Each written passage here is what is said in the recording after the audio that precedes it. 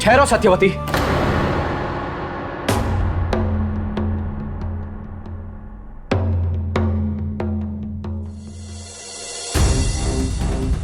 ये फल वो नहीं है जो तुम्हें प्रदान किया गया था, ये तुम्हारी माता का फल है।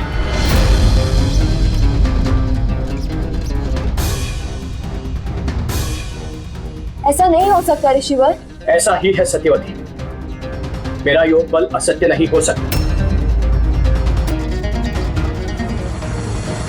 ऋषिवर सत्य कह रहे पुत्री।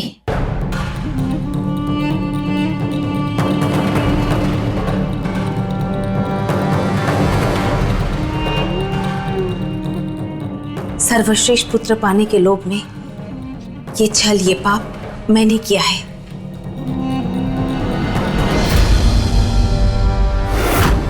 ऋषिवर ने अवश्य ही अपने पुत्र के रूप में देवता से विशेष कृपा प्राप्त की होगी।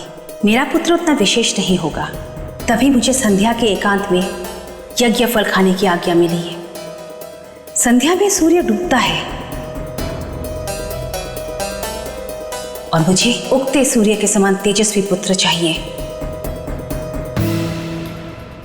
मुझे कुछ ना कुछ करना होगा, इसीलिए मैंने फल बदलने का निर्णय लिया।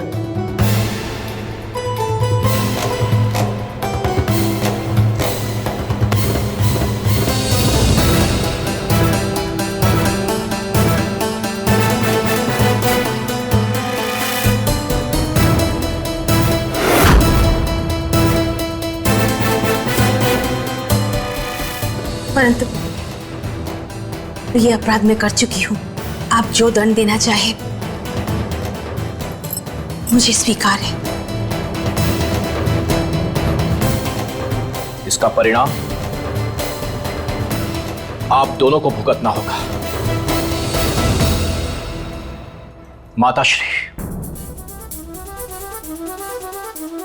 राजकुल में जन्मा आपका पुत्र राजा का पुत्र होकर भी राजा नहीं बन पाएगा। वो मंत्र दृष्टा ऋषि और एक असाधारण विद्वान होगा। उसका क्षत्रिय बल स्खलित हो जाएगा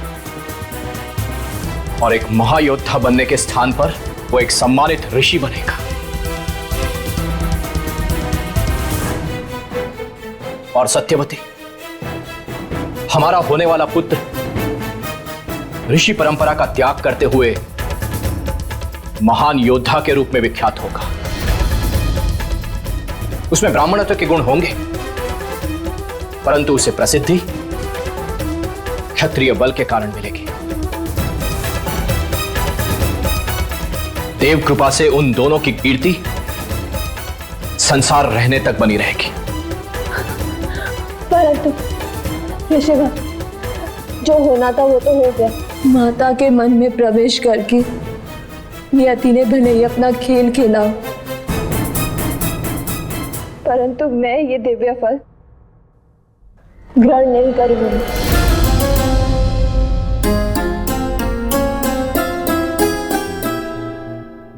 ऐसी भूल ना करे सत्यवती, इससे देवताओं का अपमान होगा और देवताओं को अपमान स्वीकार्य नहीं है। मैंने एक वीर क्षत्रिय पुत्र की कभी कामना नहीं की। मुझे एक ऋषि की माता बनने का गौरव पाना। क्षमा कर दीजिए।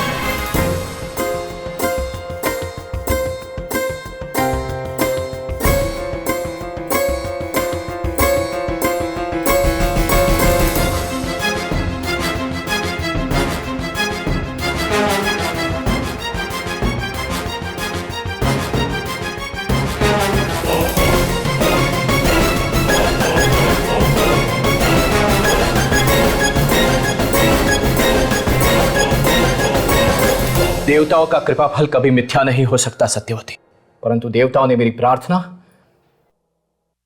और तुम्हारी इच्छा स्वीकार कर ली है सत्यवती। तुम्हारा पुत्र ब्रह्म तेज से पूर्ण होगा। उसके तपोबल से सारा संसार सुगंधित हो उठेगा। परंतु परंतु परंतु क्या ऋषिवर?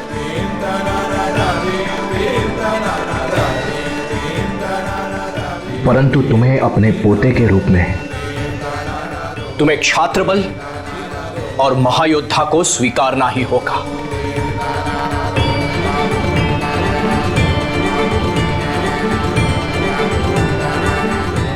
उत्तम है।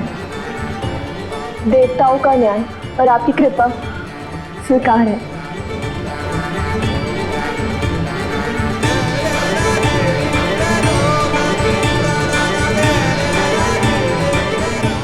तुम ये दिव्य फल ग्रहण कर सकती हो सत्यवती।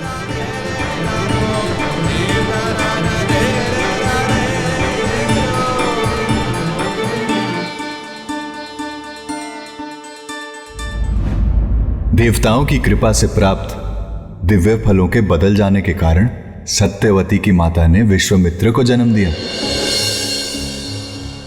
और सत्यवती ने जमदाग्नि को। पुत्र जन्म के बाद सत्यवती स्वयं लोक कल्याण की भावना से कौशिकी नदी बन गई। धन्य है सत्यवती का चरित्र। कान्हा, फिर परशुराम का आगमन कैसे हुआ? युवा होने पर जमदाग्नि का विवाह रेणु ऋषि की पुत्री रेणुका से हुआ। उनके चौथे पुत्र के रूप में महायोद्धा परशुराम ने जन्म लिया।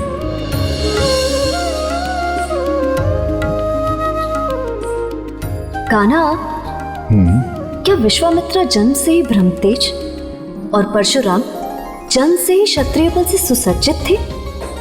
नहीं राधे, उन दोनों के जीवन की दिशा परिवर्तन में गौ माता का बहुत बड़ा योगदान था। गौ माता का? मैं कुछ समझी नहीं कान्हा। राधे, विश्वामित्र और परशुराम के जीवन में अलग अलग समय पर दो एक सी घटनाएं घटी। एक ओर आर्यवर्त के सम्राट कार्तवीर्य सहस्त्रार्जुन अपनी विशाल सेना लेकर महर्षि ऋचिक के पुत्र महर्षि जमदाग्नि के आश्रम पहुंचे। महेश मत से यहाँ आकर आप हमारे आतिथ्य को अपमानित करना चाहते हैं सम्राट सहस्त्र अर्जुन। कई पीढ़ियों से आपका कुल हमारा यजमान रहा है। जबकि दूसरी ओर कान्यकुब्ज देश के राजा महाराज विश्वामित्र एक बहुत बड़ी सेना के साथ महर्षि वशिष्ठ के आश्रम पहुंचे। कान्हा, फिर क्या हुआ? महर्षि वशिष्ठ के श्री चरणों में प्रणाम करते हुए महाराज विश्वामित्र ने कहा, आपके दर्शन पाकर जीवन धन्य हुआ। आपके श्री चरणों में विश्वामित्र का प्रणाम स्वीकार करें। आश्रम में तुम्हारा स्वागत है महाराज विश्वामित्र। लंबी यात्रा से आए हो, आश्रम में तनिक विश्राम कर लो। मैं तुम सबके आतिथ्य का प्रबंध करवाता हूँ। प्रातः अपने मार्ग पे चले जाना। नहीं ऋषि, मेरे साथ कान्यकुब्ज की विशाल सेना है। सबका आतिथ्य करने में आपको कठिनाई होगी। हम स्वयं ही अपना प्रबंध कर लेंगे। मेरी कठिनाई की आप चिंता ना करें।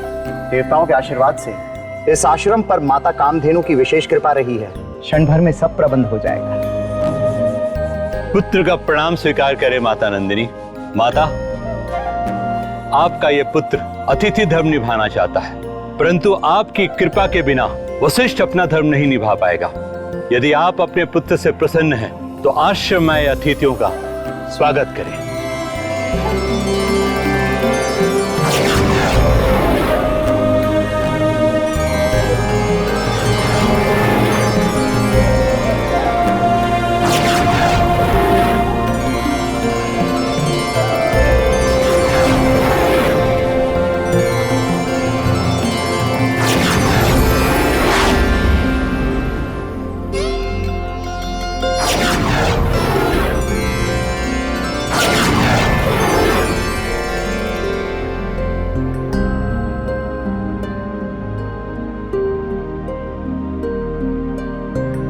अद्भुत, आश्चर्यजनक। ऋषिवर, ये कहीं कोई स्वप्न तो नहीं? चकित होने की आवश्यकता नहीं है। तप बल और देवताओं की कृपा से असंभव भी संभव हो जाता है सम्राट।